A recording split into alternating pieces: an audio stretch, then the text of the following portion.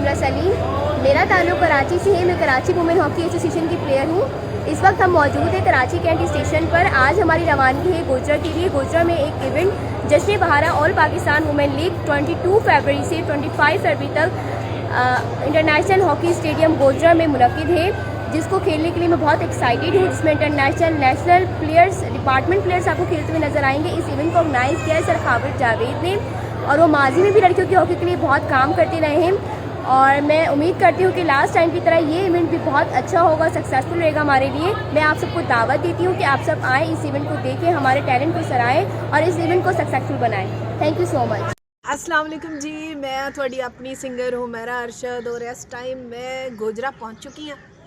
गोजरा का बड़ा ही खूबसूरत जोड़ा है ना एटमोसफेयर इन्ना को खूबसूरत है। मैंने इन्ना मज़ा आ रहा है कि बड़े बड़े मैं शो किए ने, लेकिन जरा इत्थे जो माहौल है वो बड़ा ही खूबसूरत माहौल है तो मैनू बड़ा अच्छा लग रहा है।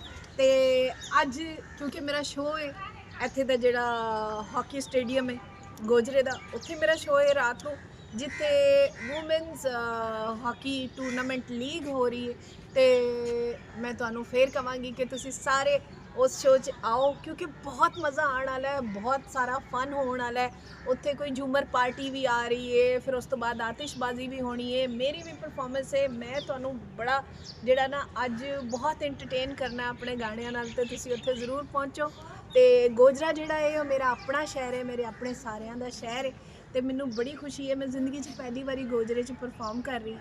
तो बड़ा ही मैनू मज़ा आ रहा है इत्थे फिर के, इत्थे दा माहौल देख के, क्योंकि ए वो सारियां जगह ने जिथे मेरा बचपन गुजरिया।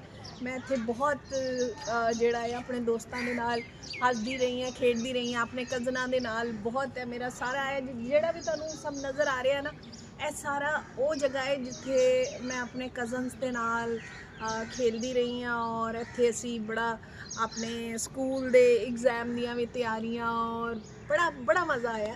तो तुसी भी देखो कि कितना खूबसूरत जिहड़ा है माहौल है, बड़ा ही प्यारा जिहड़ा है ना माहौल है इत्थे दा। ते अज दा शो भी तुसी याद रखना है जिहड़ा इंटरनेशनल हॉकी स्टेडियम च हो रहा है, तुसी ज़रूर आना है, तो बहुत मज़ा आने वाला है। तो मैं थोड़ी अपनी सिंगर हाँ और गोजरे नाल मेरी दिली वाबस्तगी है, इत्थे दे लोकां नाल मेरी दिली वाबस्तगी है। मैं बहुत रिस्पैक्ट करनी हाँ, तो मेरिया बहुत यादां ने गोजरे दे नाल। तो गोजरे दे जिन्ने भी आवाम है वो मैनू एप्रीशिएट करने वास्ते और मेरा साथ देने वास्ते ज़रूर ज़रूर अज दे शो च आन। Thank you.